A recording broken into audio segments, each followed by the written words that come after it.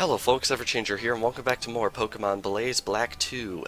Last time we obtained 26 Pokemon that we can only obtain through evolution. And this time we are going to be obtaining 27 more such Pokemon. And yes, you heard that right. 27. These are the last Pokemon that we will be obtaining in the entire LP. Today, we will be completing the entire Pokédex. I've gathered together the 27 Pokemon we need to evolve right here.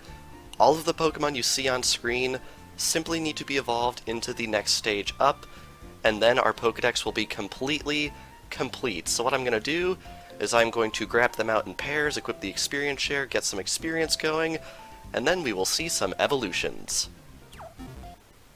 Okay, first up here we are going to be evolving Caterpie and Wheedle. Now, this is really strange to me how out of all the Pokemon in the game that you cannot catch in the wild just straight up, why on earth is it Metapod and Kakuna? That's just completely bizarre to me.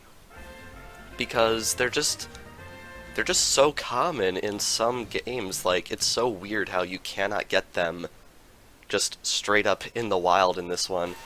But anyway, we're gonna get through this evolution right here of Metapod, and then we are going to move on to some of the more sensible Pokemon that we cannot get any other way.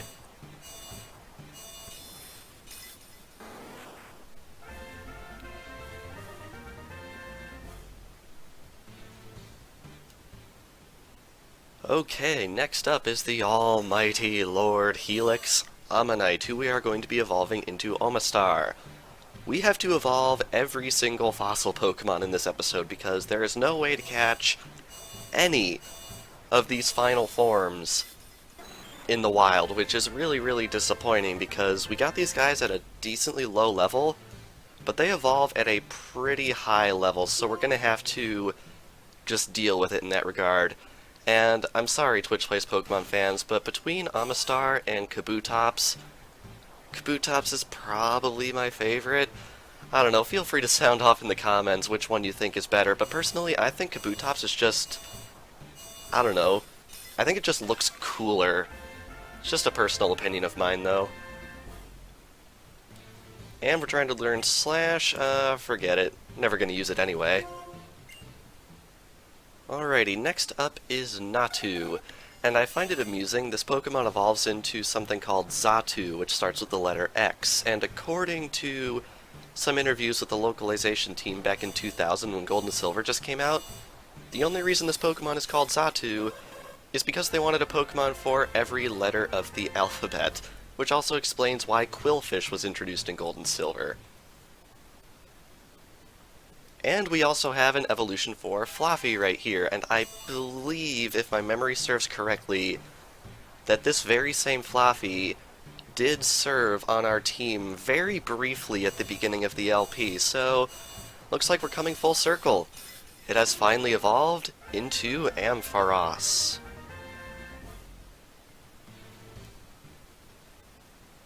Alrighty, up next is Snubbull, which I believe is the last Generation 2 Pokemon we have to get. So, we've completed Generation 1 already in this video, and now we are completing Generation 2 with the addition of Granbull to our collection. Very nice.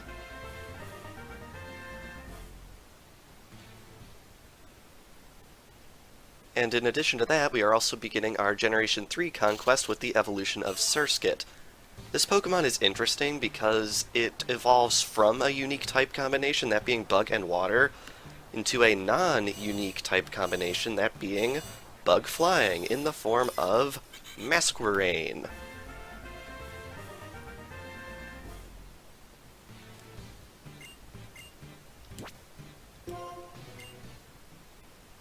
Alrighty, up next is Loudred, which is amusing because I've been fighting Chiren to get most of the experience for these evolutions, which means we actually had to defeat an Exploud to get an Exploud, so it's pretty funny how that works out.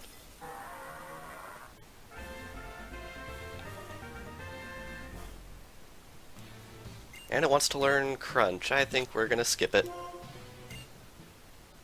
Okay, next up we have Layeron, and this is probably one of my favorite Pokemon to go through a Hoenn-based game with, just because you really can't go wrong with Aggron. It's a freaking tank if you know how to use it right, and it can dish out some crazy hits as well. I just really like this Pokemon. There's no ifs, ands, or buts about it. Next up, I think, is one of those Pokemon that I think everyone likes. We have the evolution of Vibrava, or Vibrava, or however on earth you pronounce it, I never figured it out, into the almighty Flygon.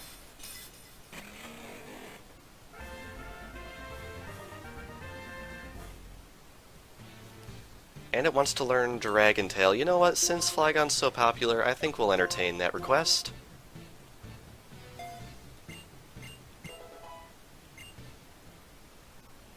Next up we have Lileep, and I just went and checked, and it looks like the Generation 3 fossils are the last fossils in the series to evolve at level 40.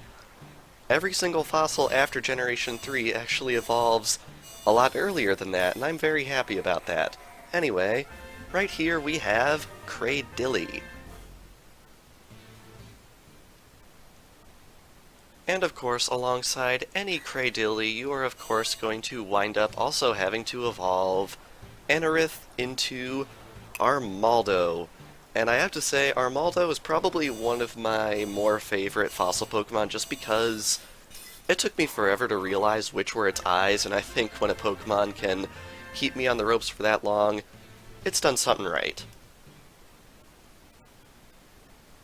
And immediately afterwards, we also have the evolution of Celio, and I have to say, this thing's body shape reminds me of my cat a little bit, and you might be saying, what are you talking about, it's just a sphere.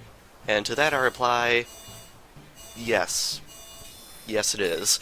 Anyway, right here we have Walrein.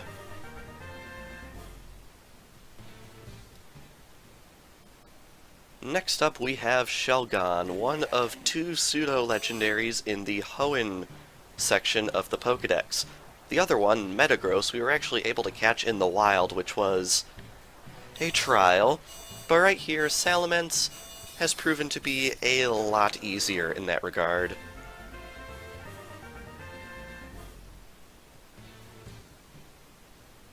Next up we have a very early Sinnoh Pokemon, which I'm really surprised we cannot catch in the wild normally.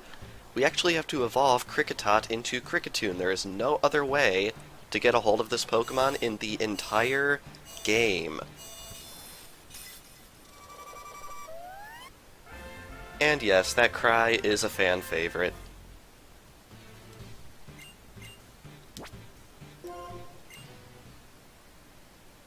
Okay, next up we have the Suno Fossils. Now, the designers were kind to us with these ones because from here on out, the fossil Pokemon actually evolve at level 30 instead of level 40, which is very, very helpful, especially with the first one right here, Rampardos.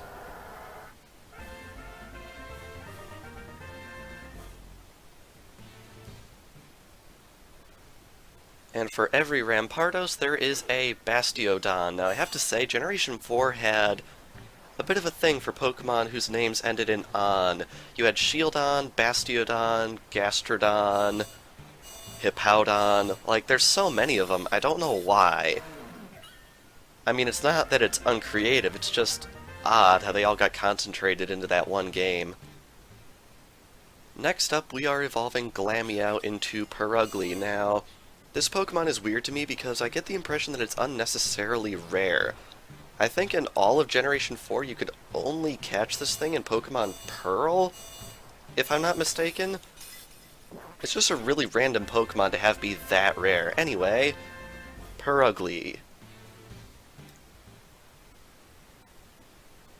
Oh wow, and Stunky evolves here too. I thought it also evolved at level 38, but apparently not, because mine's only level 37. Anyway, we are going to be evolving it into Skuntank, and the one fun little detail about this Pokemon that I always like to point out, it can learn Flamethrower. How does it launch that attack? I will leave that up to the imagination of the viewers. And last up on our conquest of the Generation 4 section of the Pokédex is Hippopotas. Hippopidipidipidip. Probably one of the harder Pokemon names to pronounce. Anyway, it has evolved here into Hippowdon.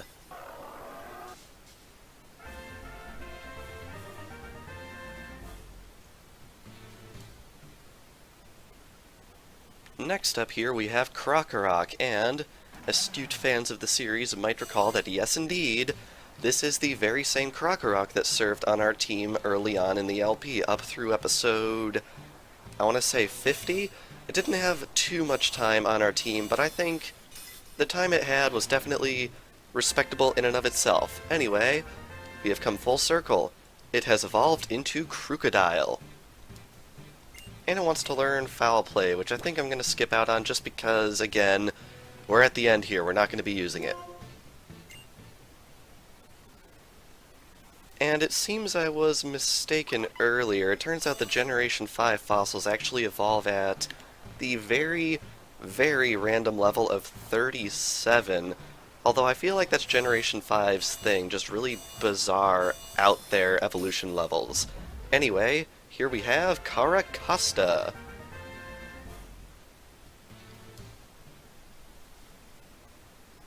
Okay, next up we have the evolution of Archen into Archeops, and I do have to say, Archeops is probably one of my favorite Pokemon. I really can't put my finger on why, and I feel like a lot of people just don't really like it all that much, but I think it's a really cool, just awesome looking Pokemon, and a really awesome idea as well.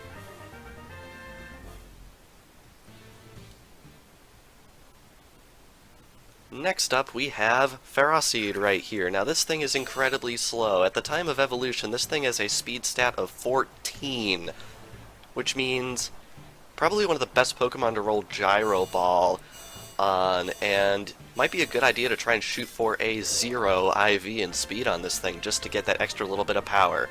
Anyway, here we have Ferrothorn. Next up, we have the evolution of Fracture into Haxorus. Now, even though this thing isn't officially a pseudo-legendary Pokemon, I still really like to use it because its power is quite respectable, I would say, even though it's not as powerful as some.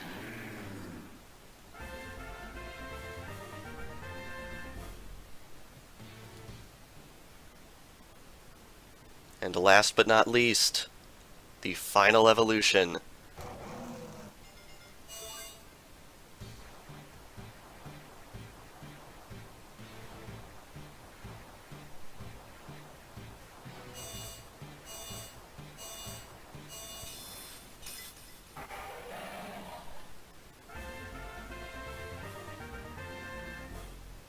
We have evolved Xylus into Hydreigon.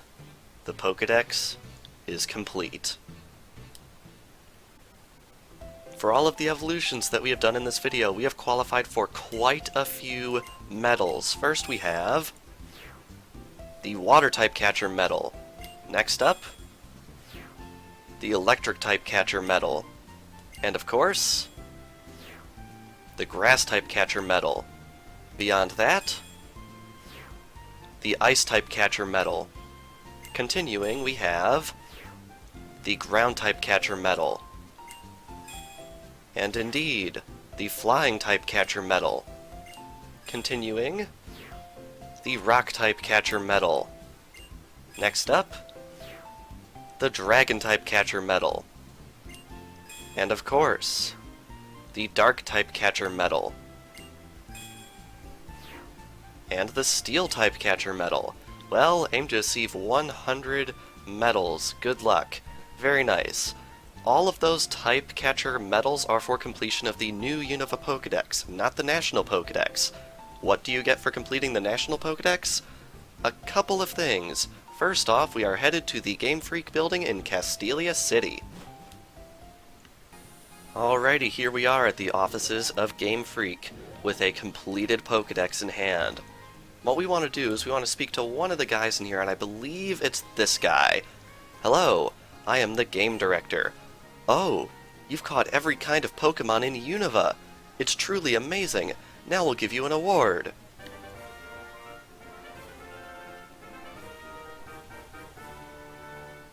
This document certifies that you have made the great achievement of catching all the Pokémon in the Unova region, from the Game Freak staff. This is for completing the new Unova Pokédex, which is a little less than half of all of the Pokémon in existence as of this point in the series. I will send this award certificate to your house. Speak to him again. The Pokédex. How did you obtain so many Pokémon? Obviously you caught some by yourself, but you can't complete the Pokédex by just catching them, right? You probably traded Pokémon with your friends and people all over the world to complete it. Yep, I definitely did. If that's the case, the Pokédex is not only a wealth of Pokémon information, but also a compilation of your communication with others. Maybe we have to reload the map. I'm going to go reload the map really quick, and we will be right back into this room. Alrighty, here we are back in this room. I think we need to reload the map in order to get the true reward that we are looking for. What we want to do is we want to speak to him a second time. Hello, I am the game director. Oh, by any chance, did you obtain all the Pokemon and complete your Pokédex? Great. I'm very happy that you made great efforts to obtain so many Pokemon. Please, please, please allow me to present you with this award.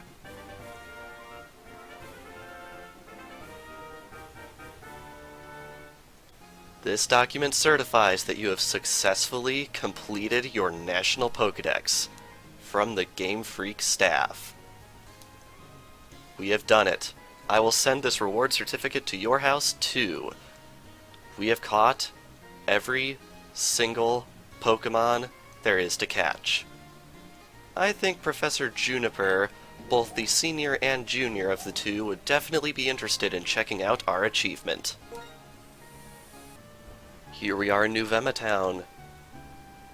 Here we are at Professor Juniper's laboratory. Hi there, how have you been doing lately? How is your Pokédex coming along? Can I see it? Absolutely. Let me see. Oh, you've caught 301 Pokémon in the Unova region! Amazing! Absolutely amazing! You've caught every Pokémon in the Unova region! Congratulations!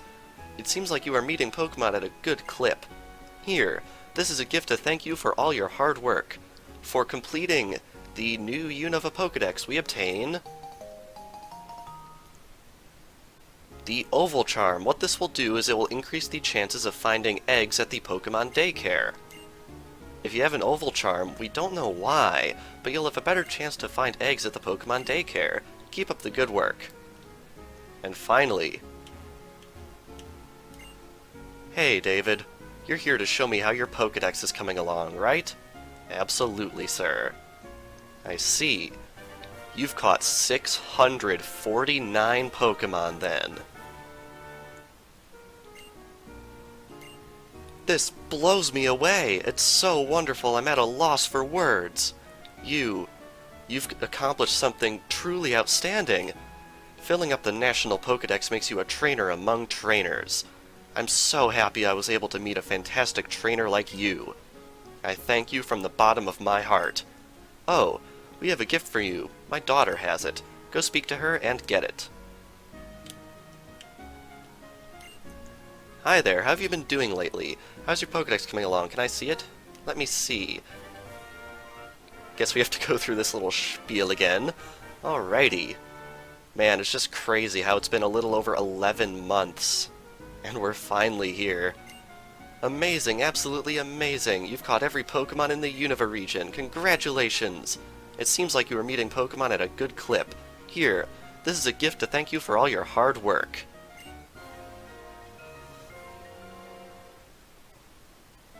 And we have obtained a beta item, believe it or not. This is originally where you would obtain the shiny charm, but instead it has been replaced with a beta item known as the God Stone in this hack, which is basically like the Light Stone and the Dark Stone, except it is presumed to have something to do with Kyurem in beta stages of the game. If you have a shiny charm, we don't know why, but you'll have a better chance to find shiny Pokemon. Keep up the good work. So yes, there is a little bit of a leftover right there, but that is our true reward for completing the Pokédex. If we hop right on over here, I believe it sorts itself right down to the bottom right here. All it states is that it is a rare stone. Very interesting indeed. Very mysterious. Doesn't do anything, but it is a very, very cool little detail that they decided to throw in right at the end here. But anyway, with that, I think we are going to end things off here. So, this past episode of Pokemon Blaze Black 2, after a very long and very hard journey, we have completed the National Pokédex. And next time, we are going to be routing the Unova region one last time, and I will be discussing every last little thing that I either missed, am not going to go over, things of that nature. So without further ado, thank you all so much for watching, and I will see you guys next time.